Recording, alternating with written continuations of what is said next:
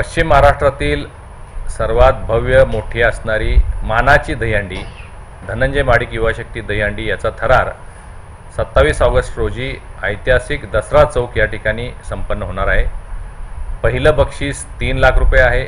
5 थर करणाऱ्या संघाला 5,000, 6 थर करणाऱ्याला 10,000, 7 थर करणाऱ्या संघाला 15,000 आणि 8 थरची सलामी जर कुठल्या संघाने दिली तर त्याला 50,000 रुपये असं बक्षीस आम्ही घोषित केलेलं आहे। अतिशय रंगारंग कार्यक्रम असतो।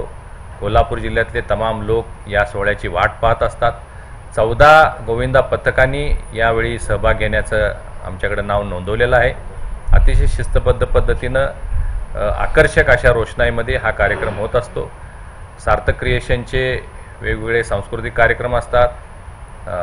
श्रीमंत ढोल ताशा पथक त्या ठिकाणी असतं। गोविंदा पथकांची सगळी काळजी घेतली जाते, त्यांच्यासाठी व्यवस्था असते।